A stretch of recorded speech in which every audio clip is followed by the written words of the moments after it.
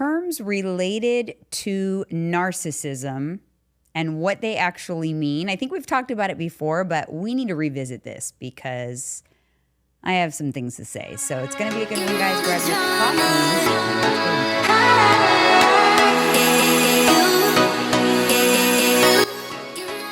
We're back to narcissism. Yeah, and you have no coffee. You're not christening the new studio with your coffee? No, I don't. I'm just not. My coffee's done. I'm good. You drink it? This carpet, these chairs, I gotta no. Oh, really? So you're never going to drink coffee? Maybe. Oh, okay. It's dangerous though. Look at these chairs are white.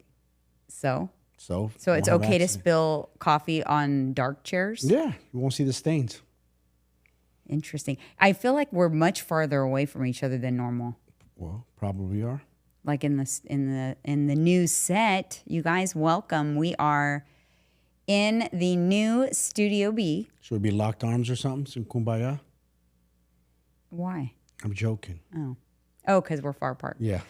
Anyways, you guys, listen. I know you guys are tired of hearing this by now because if you've been here for a while, you know that we've changed locations many, many times.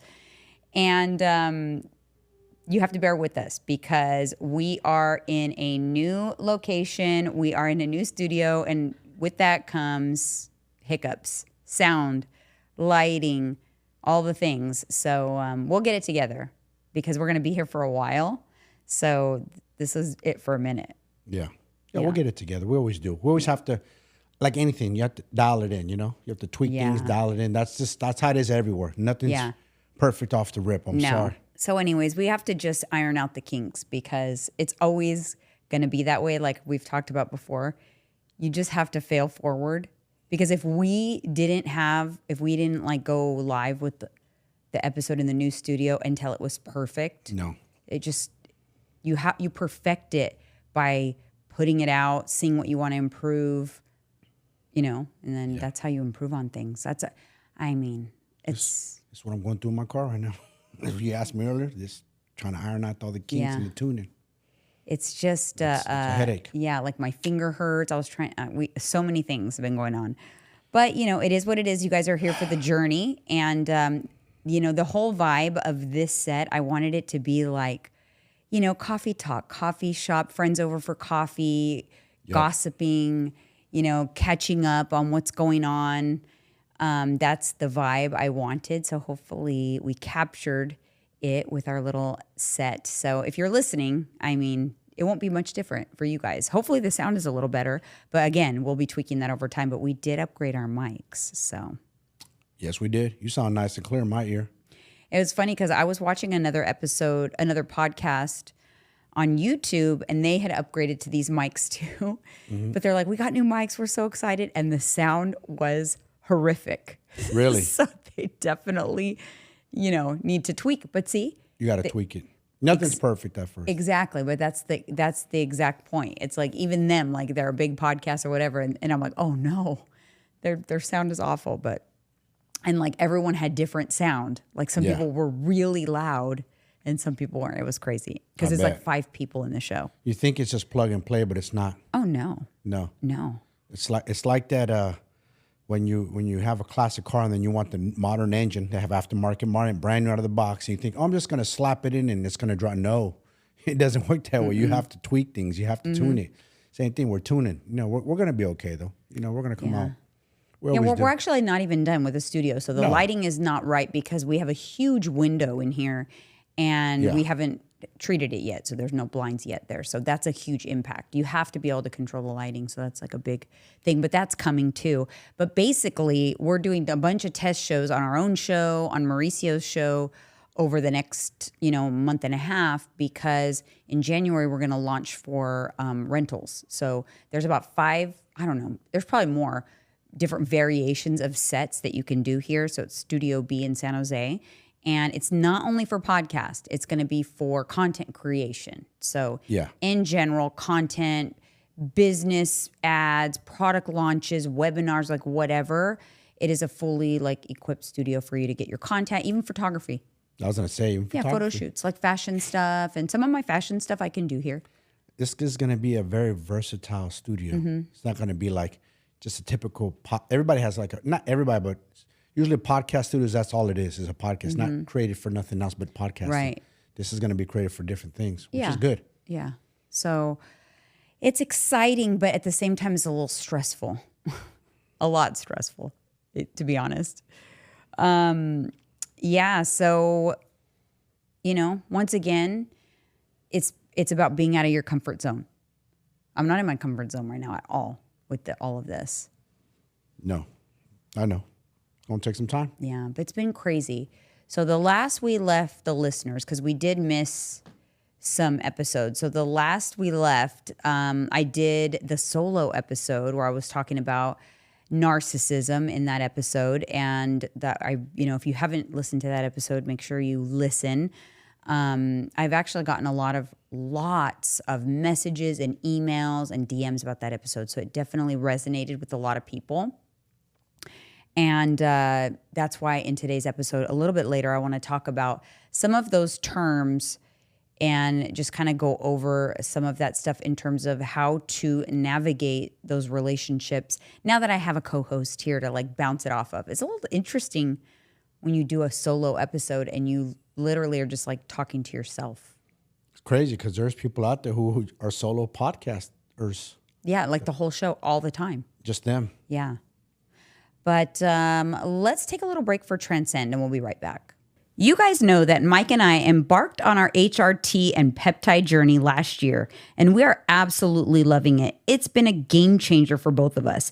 And if you've ever wondered why you should consider HRT or peptide therapy, let me break it down for you. Everyone's needs are unique. That's why Transcend is all about creating a personalized plan just for you.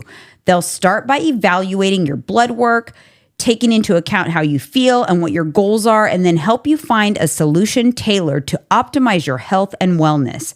What makes it so effective? It's targeted treatment, finally address specific deficiencies and imbalances that might have been holding you back for years. Boost your body's natural functions. These therapies can kickstart and support your body's processes, giving you that extra edge. Enhance your well-being. Imagine boosting your mood, increasing your energy, and just feeling better overall in your day-to-day life. And lastly, longevity. It's not just about feeling good now. It's about supporting healthy aging and preventing chronic conditions down the road. Transcend will guide you every step of the way. So if you're ready to take your health and energy to the next level, start your own HRT or peptide journey with Transcend today. Remember to use our link www.transcendcompany.com/ESCO Elite, 15% off for new patients. All right, you guys, the promotions are wild for Transcend for November, and I think you only have a few days left now, but I wanted to just give you guys a little reminder and overview on what they are. So one of them is the Strength and Shred bundle, and Mike actually takes this bundle, the IGF plus the tesamorelin. It's up to 35% off right now. And Mike loves it, right? I love it. Yeah. I swear by it. I love it. When I first started doing peptides, of course, I'm a very skeptical person. Always. That's just how I am. I question everything. I doubt it. Even, you know what I'm saying? But I'm a believer. Mm-hmm. I'm feeling good, sleeping good, retaining my muscle mass. I'm not dying, Yeah. My hunger's in check. Everything's just hitting. That should be. And then there's a few other bundles. The weight loss duo, I think, is going to be very popular because people are kind of gearing up to focus on their weight loss goals, right? Of course they are. Yes. But that duo is the tirzepatide plus tezofensine, it's a GLP-1 plus tezofensine, and that's up to 35% off as well. So that's a good combo, like a duo together.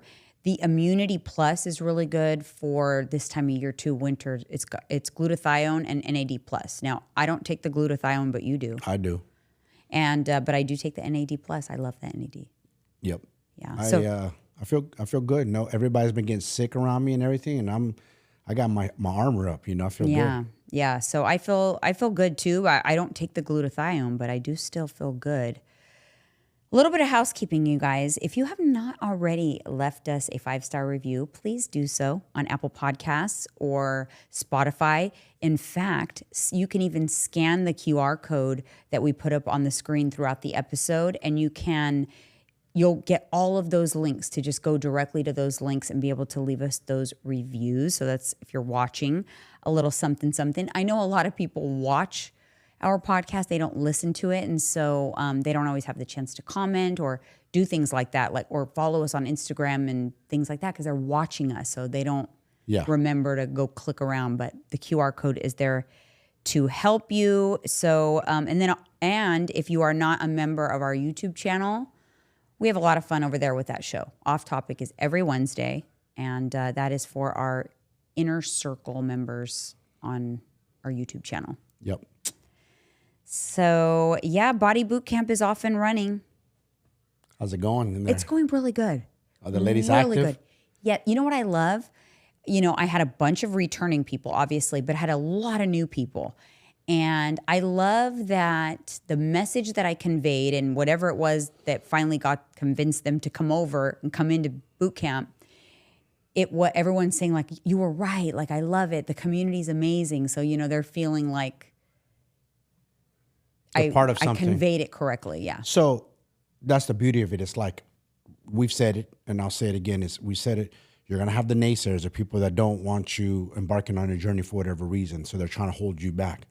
And then you're going to have the people who are cheering you on, like, yeah, you got this, girl. Come on, you're part of this community. We lift each other up. Let's go, you know? Mm-hmm. You can go in there having a bad day. And it's like, hey, how do I deal with this? Or how do you navigate that? And people, I bet they love to pipe in and help out. You know what I mean? They do. Oh, it's amazing. I have group experts. So if they've been with me for 6 months or longer or completed 3 BBCs and they would like to be recognized, I put a different frame on their profile picture. So they're group experts. So when they say something, everyone kind of trusts it, you know, because they've been around. They know.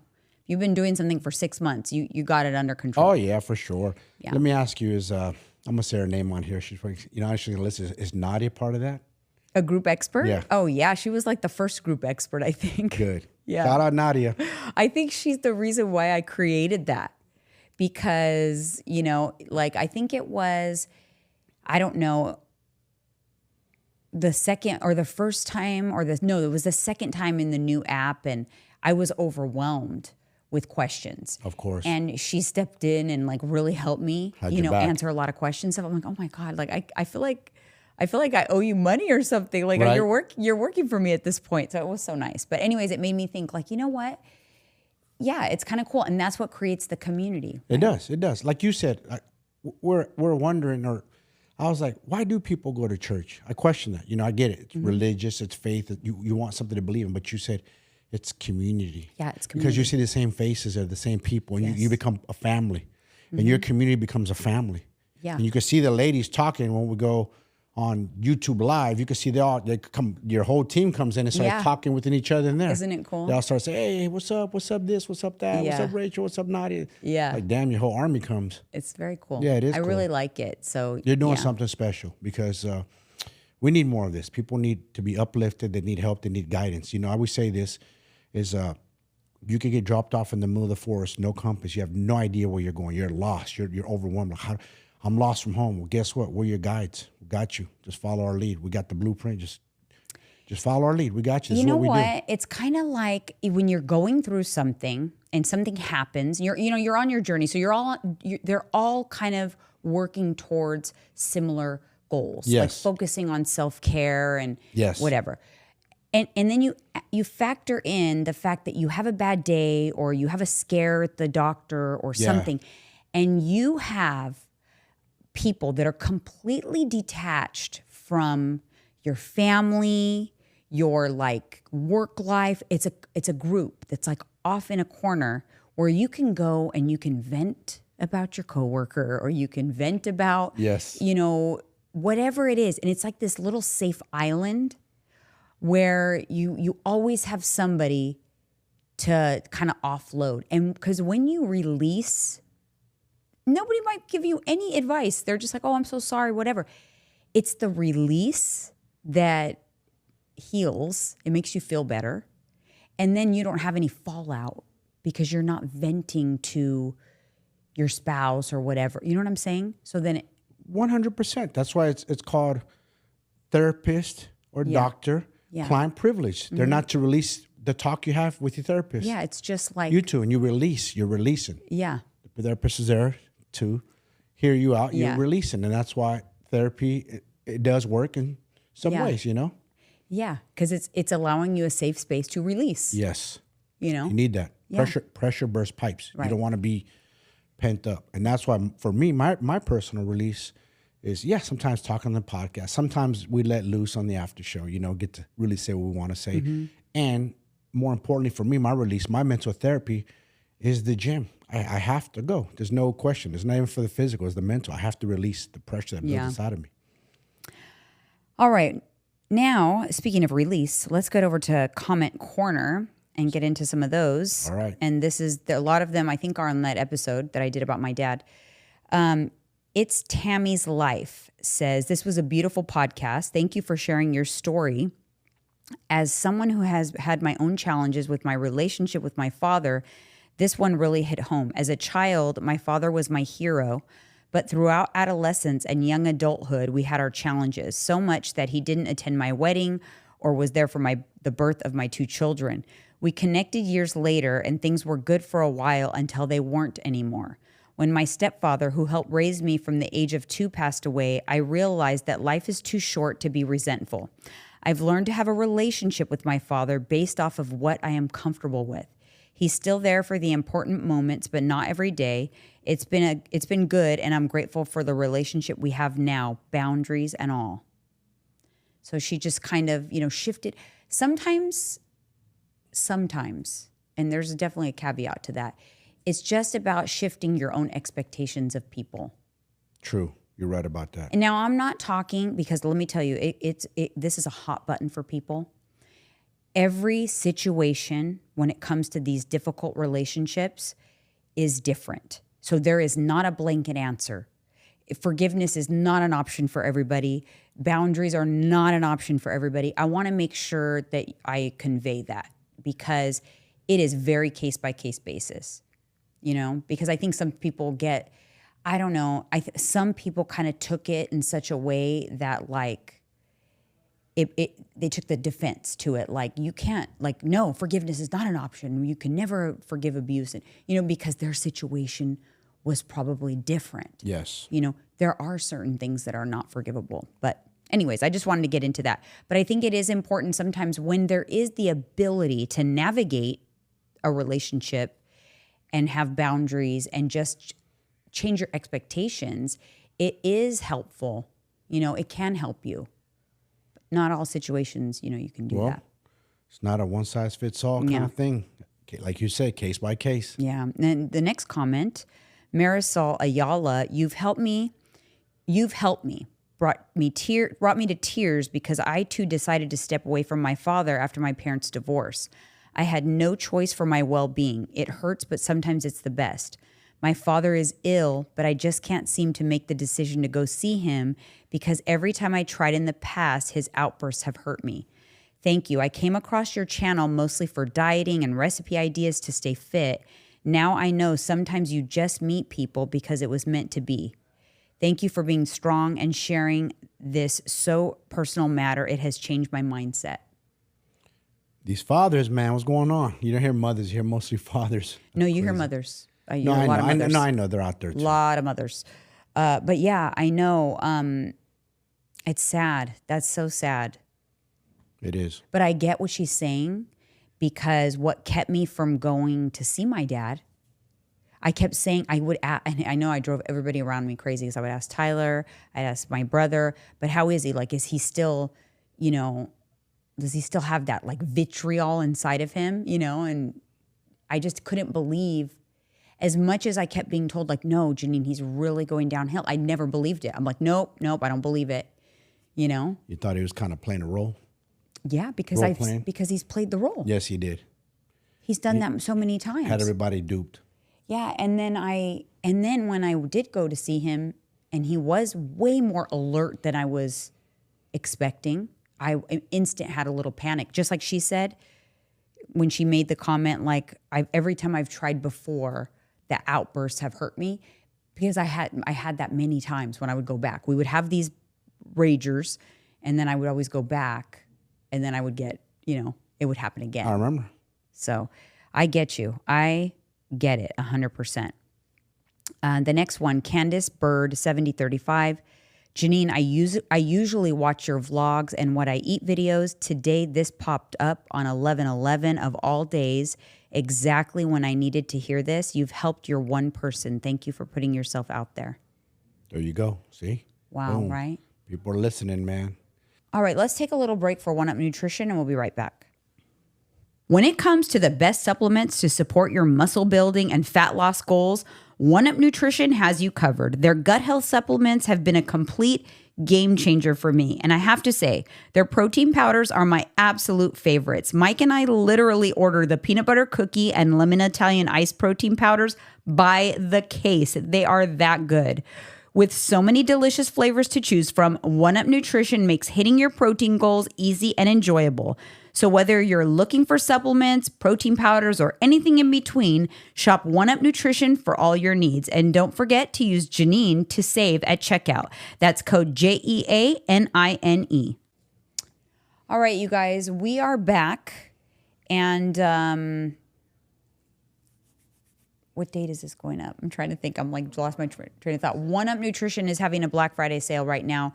Buy 6 products, use my code Janine, and you get 50% off your order. So stock up on the things that you use every month. That's the best way to maximize on all these sales. Don't go buying things you wouldn't normally buy. Think of all the things that you buy every month like clockwork, and those are the sales that you should seek out. And these have a long shelf life, so you're not in a hurry like food where you got to eat it within 30 days. You know what I'm saying? Right. So that's the beauty of it. Yeah. So that's a really, really good. That's a really good sale. All right. So let's talk about some of these terms. A few people that made comments on my video, and they mentioned some terms. Some terms. Yeah, Let's some go. terms. Have you heard of the term breadcrumbing? No. So breadcrumbing is, the definition is when someone gives minimal, inconsistent attention or affection, often just enough to keep someone interested but not fully committed. It's a tactic to keep someone on the hook without investing emotionally. I feel like a lot of men do this to women. Elaborate. Like they keep them on the hook. They throw them a bone, like send them a good morning text maybe. To keep them on the bone. I know what you mean. I know what men do to breadcrumb, but to hit a home run, they throw a three-letter word, which is messed up. I've never done that. That's dirty. That's the whole loaf. I don't think that's breadcrumbing. That's the whole damn loaf. I guess that's the way you want to look at it, but some guys they be capping, like I said, like you ain't really loving her, bro. You're just telling her that so you can, play with her emotions. Yeah, I don't know. But you know what's interesting is, because I had a couple of people comment that it sounded like my dad, when I shared, my story, that he was breadcrumbing me. I disagree. He was not breadcrumbing me. He didn't breadcrumb me. The proper term for what he did to me was hovering. I haven't heard that term as much, but this is exactly what he would do. Attempts to pull someone back into a relationship after they've left or shown signs of wanting to leave. The narcissist may make promises, change, offer affection, or create a crisis to regain control over their target. Ooh, I know somebody doing that right now. Yes, I know all the people that I know of that are actual narcissists do this. This is very common. Yep. This is what sucks people back in, reels them back in. It's almost like you could also call it, I'm sure that a lot of you haven't heard of the term hovering. I used to call it the boy who cried wolf. I used to call my dad the boy who cried wolf. Yeah. True. You're so right about that. I know someone's doing that right now. Right now, you said it's funny. I'm laughing. Yeah, I know. And he's to the T. He is definitely. So he has those signs for sure. Yeah, and my dad did that too the whole time that I was caring for him. Anytime I was kind of starting to pull off, he would get sicker or have an injury or something, would happen. Yeah. It's too bad, man, that people do that, that they put on this fake facade, it's act. But it all boils down to what made them that way. I know. And I think that really, really was the number one thing I talked about in the show that I did. It is also the reason why I started to change my mind and wanted to have some resolution, was because I finally really thought about what made him that way. Yeah. You know, and then I thought about his circumstances and what made him that way, and the outcome, he could have been worse. Is that a bad way to think about it? And I think, because I think some people kind of got upset, I think, with that, because and I don't think they're upset with me and my decision, but what happens when you share things with people, especially like on social media or whatever, and I totally understand, when someone has a reaction to what you share, it is not about what you're sharing. It is about them identifying with something you're sharing and it reflecting on them. Facts, 100%. So then I think that someone who maybe is in a position where they've gone no contact with a narcissist, or they've cut one off for very much the same reason that I did, and then I am sharing my reason to enter back in a little bit, then they feel like, but I'm not going to do that. I don't want to do that. So they kind of take offense to that. You That's funny. I mean? It's called reflecting, right? Yeah, it's reflection. It's very normal. It's very normal. Just like when someone gets offended by, they see you post something on social media and they get offended, it's usually because they can relate in some way, and it's a reflection of something that's going on for them. It has nothing to do with you. Yeah. I never understood that, but yeah, I get what you're saying. No, yeah, it's common. I know, especially on social media. I know. It could be a total stranger, doesn't know me, and I post something about something and they feel offended. Like, I'm not even personally talking to you. I don't even know you. Another one is love bombing. That's a common one. I've heard of love bombing. That narcissists do, especially in like relationships. Like, if you hear of someone say, oh, I met someone and they're like the perfect guy and they do all these things, blah, blah, blah. You know, you got to be like red flags a little bit. Like, be careful. Yeah. You know, love bombing is very, very common. So it's an intense period of affection or attention and gifts at the beginning of a relationship. They use love bombing to quickly bond and make their target feel special, building dependency and attachment. Interesting. I never knew the true definition, but I know what love bombing is. I'm going to tell you one of the ones that I identified with so much when I was looking up these terms, that my dad and his siblings, yes, my aunts, so little aunts. My aunts, all of them. Little ants, yeah. All of them. Yeah. Triangulation.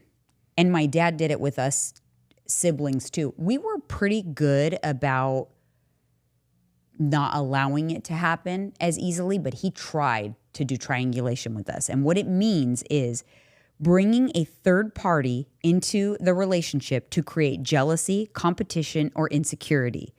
This is a tactic to make someone feel unsure or unworthy, or to control them by keeping them guessing. So that's what my dad would do with us, right? Like Danny, Elizabeth, me, you know, it's create a triangulation. I've witnessed him and his sisters do this to each other my entire life. My entire life. There's always two and one on the outs. There's like two that are in the cahoots and one on the outs. But then it's like it shifts and they bring the other one in to turn on the other one. And my entire life. We don't do that amongst our siblings at all. We don't try to turn one against the other. You guys? Yeah. No, but there's a little bit of... Oh, yeah, some separation. There's a little bit of it. Oh, yeah. There's always going to be that. There is. You know, I never understood that about siblings, but you're right. There's always going to be that.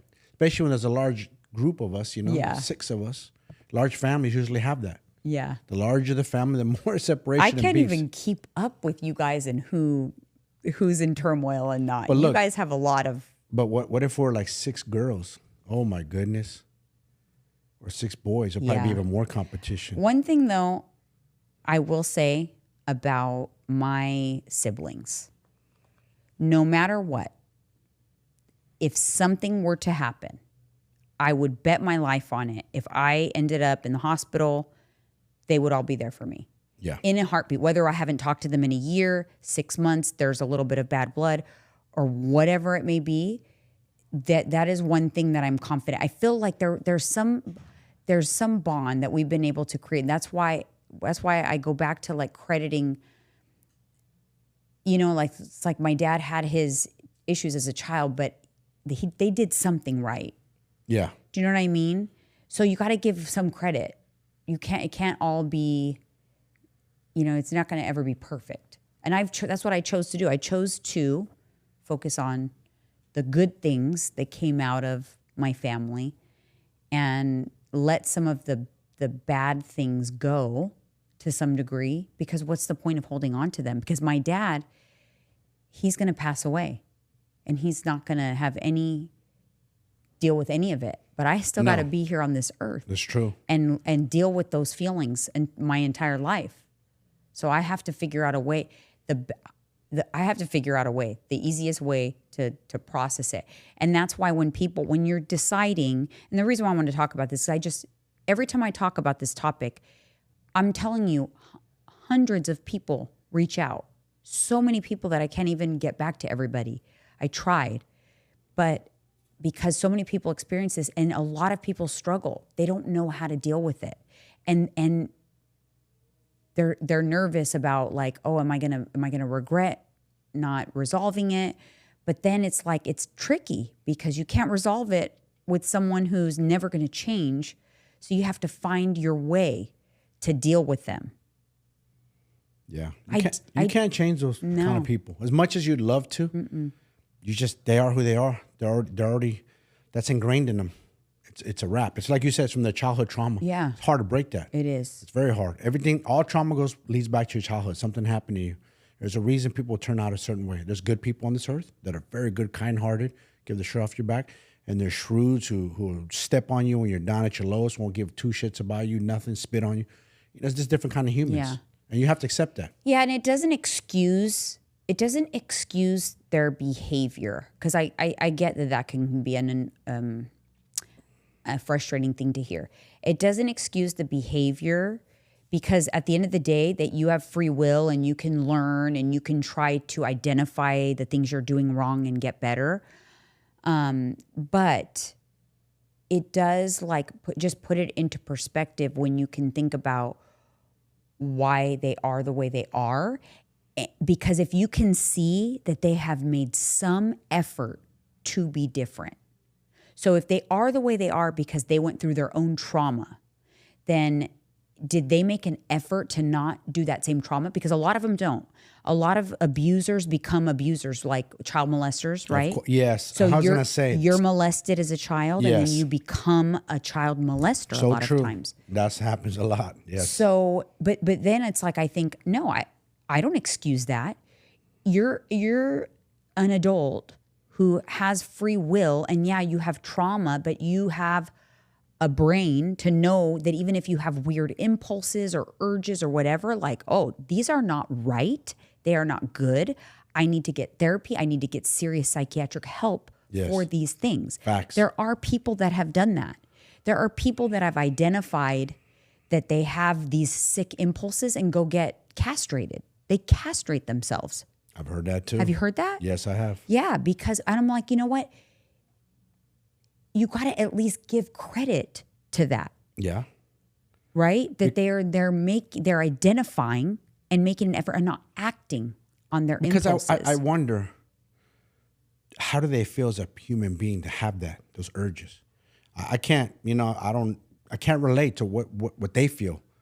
So how do they walk around more like, this is disgusting, why am I this way? But can I fix myself? And you know what? We don't know, because who would ever admit that? No one's going to admit that. Never, of course not. But I believe that there are people that have sick impulses and they have, maybe they were abused or whatever, but they do not act on it, but they walk this earth with that trauma. And I believe that a lot of them end up severe mental illness, unaliving themselves. Yes. Lots of different things happen, but those are the stories never told. Never. Those are the stories never told. And it's crazy because there's a lot of older men who for whatever reason, they love underage women. Why though? I can't put myself in that mind space. I'm like, those are babies. What is wrong with you? But something broke off for them. Something in the mechanical part of their brain ain't working correctly. It's traumas too. Maybe they have issues with their mothers. So like Jose Menendez he was sexually abused by his mother. And I'm talking about the Menendez brother, the father, the one who was killed, who became an abuser. He was sexually abused by his mother. Wow. Now, you don't hear about that very often, that part. It doesn't mean it doesn't happen. No, I know. You don't hear about it. You know what I mean? No, you don't. Because Never.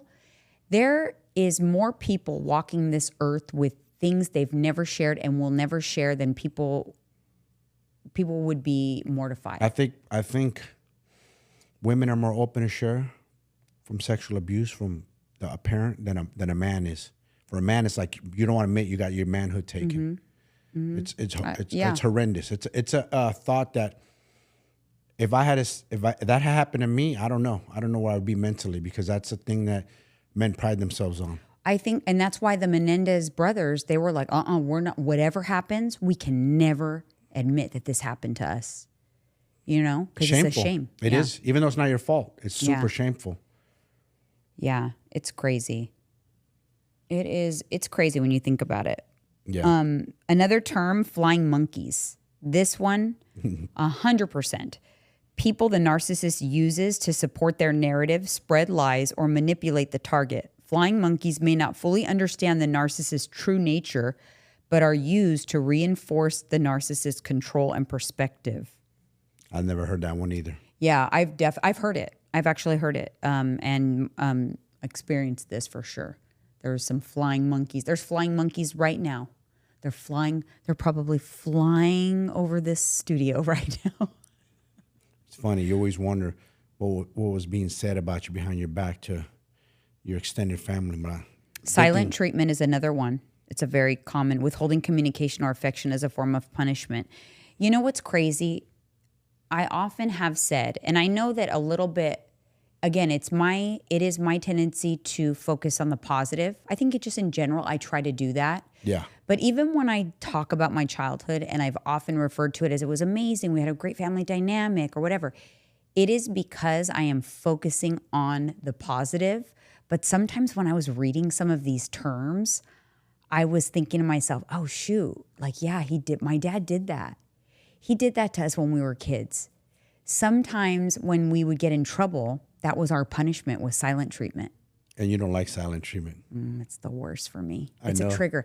So remember, when people have triggers, it is often from their childhood. And it goes back to my childhood. My dad, I remember one time, I got in trouble. I snuck out with my friends in high school. I was 15 years old, something like that, and got caught. Climbed back in the window, and my dad was in the room hiding. And we thought we were in the clear, and we were talking. This is the worst part. We were talking about our night, all the things that we got into, the shenanigans. And then we decided to flick on the light, and my dad's in the room. That must have been. Your heart must have skipped a beat from level 1 to 10. My heart's palpitating right now just hearing about it. I can't even imagine that.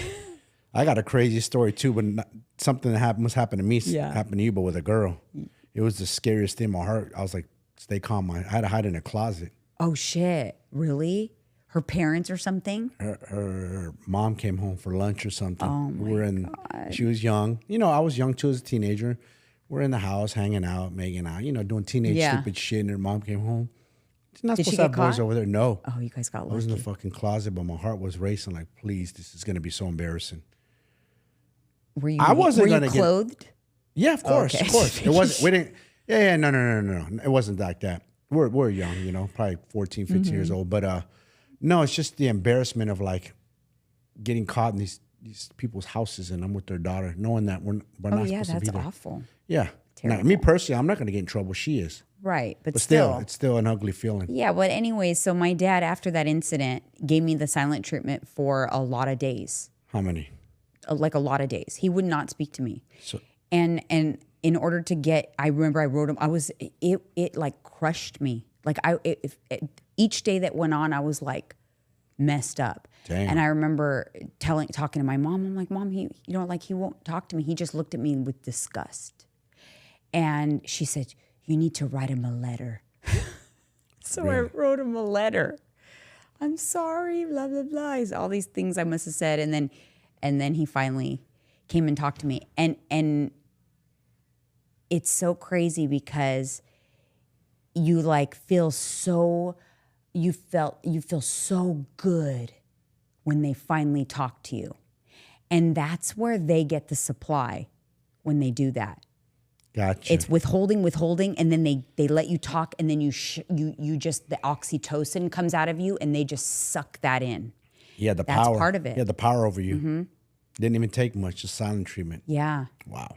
But he did it when we were kids too, when he would get upset, when we were real little. But yeah, I'll remember that. But so when I read through these things, I'm like, yeah, so as much as I think oh, he was just a narcissist in his adult relationships, not to us kids or whatever, but no, the behaviors were there for sure. But we didn't have a bad childhood. We weren't horribly abused or anything. There's people that have had some terrible physical abuse, some people who got beat to death. Yeah. So I'm just there's so many different things, and no one's ever gonna have a perfect childhood. Parents never get it. They never get it right 100%. No. Listen. No.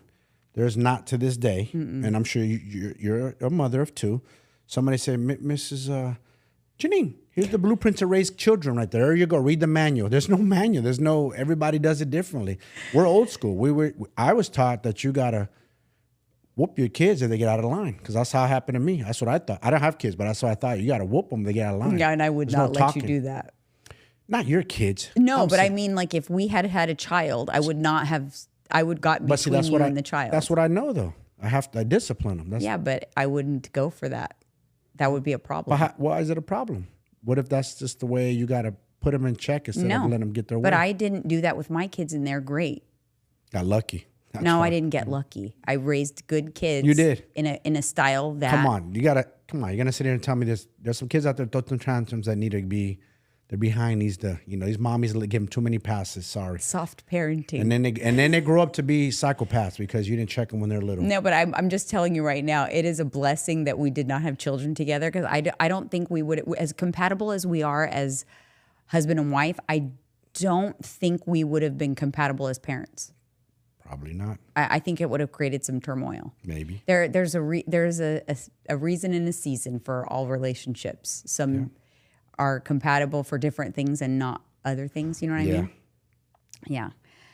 Because I just get this protectiveness that comes out in me that is uncontrollable. I will throw myself in front of a bus. I get that. You're a mother, but same time you can't baby them too much though, man. This is a real world out there. Again, I don't say that I have it all figured out, but I am who I am. I have no regrets. All right, you guys. There's a million terms, but those are some interesting ones that I've encountered. But sorry for the downer episode, but that's okay. We'll come back with the next episode. We'll have it a little more upbeat, a little more. We'll change the tune around here a little bit. But thank you guys so much for tuning in, and we'll see you on the next one.